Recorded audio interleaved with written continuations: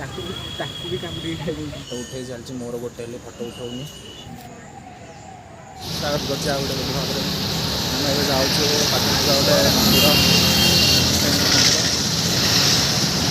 ଚାଲି ଚାଲି ଯାଉଛି ରାସ୍ତାରେ। ମୋ ଭଉଣୀ ସାଙ୍ଗରେ ଯାଉଛି, ଚାଲିକି ଯାଉଛି। ଚାଲ ମନ୍ଦିର ବୁଲାବୁଲି କରିବା। ମନ୍ଦିର ଭିତରକୁ ଯାଉଛି ଦେଖିବା ମନ୍ଦିର ପାଖକୁ ଯିବା। ଦେଖନ୍ତୁ ଏ ହେଉଛି ମନ୍ଦିର ଆମର ମୁକ୍ତେଶ୍ୱର। ଚାଲ ଯିବା ଭିତରକୁ।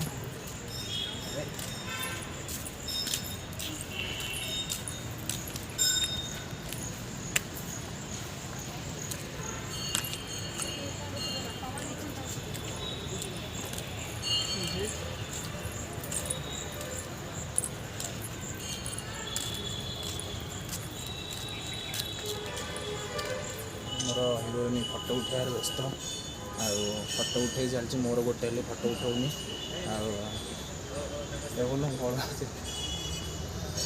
ହଉ ନ ଉଠା ତାର ଉଠେଇଲି ଏକୁଟିଆ ଉଠେଇଛି ଫଟୋ। ଛୋଟ ଛୋଟ ମନ୍ଦିର, ବଢ଼ିଆ ଜାଗାଟା ଆମର ପାଖରେ, ଘର ପାଖରେ ଅଛି।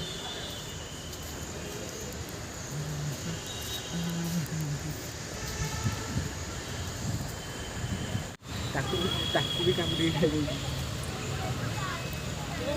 ମାଛ ଟିକେ ଖାଇବା ଲାଗି ଅଲଗା ପ୍ରକାର ମଜା, ମୋତେ ପସନ୍ଦ ଲାଗେ ଟିକେ। ପ୍ରାୟ ବେଳେବେଳେ ଆସେ ଦିଏ।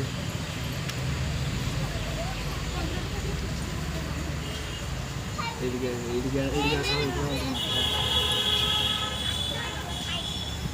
ଦେଖା ଦେଖନ୍ତୁ ଫ୍ରେଣ୍ଡସ୍, ଆମର ମାଛମାନେ ଖାଇବା ପାଇଁ ଅଛି। କ'ଣ କରିବା, ଆମେ ଖାଇବା ନ ଖାଇବା ବଦଳରେ ଏମାନଙ୍କୁ ଟିକେ ଖାଇବାକୁ ଦେଲେ ମୋତେ ଭଲ ଲାଗେ। ଖାଉଛନ୍ତି। ଆଉ ଗୋଟେ ରୁଟିଟେ ଅଛି, ରୁଟିକି ଦିଆହେବ। ଫ୍ରେଣ୍ଡସ୍ ବୁଲାବୁଲି ସରିଲା, ଏବେ ଯାଉଛି, ବାଟରେ ଅଛି, ସନ୍ଧ୍ୟା ବି ହେଇଗଲାଣି। ତ ଭିଡ଼ିଓ କେମିତି ଲାଗିଲା କମେଣ୍ଟ କରିବେ, ଆଉ ଭିଡ଼ିଓ ଭଲ ଲାଗିଲା ଲାଇକ୍ କରିବେ। ତ ମୋ ଚ୍ୟାନେଲକୁ ତ ସବସ୍କ୍ରାଇବ୍ କରିବାକୁ ଭୁଲିବେନି। ତ ଆଜିର ଭିଡ଼ିଓ ମୁଁ ଏଠି ରଖୁଛି। ଆଉ ଗୋଟେ ଦେଖା ହେବ ଆଉ ଗୋଟେ ବ୍ଲଗ୍ ଭିଡ଼ିଓରେ।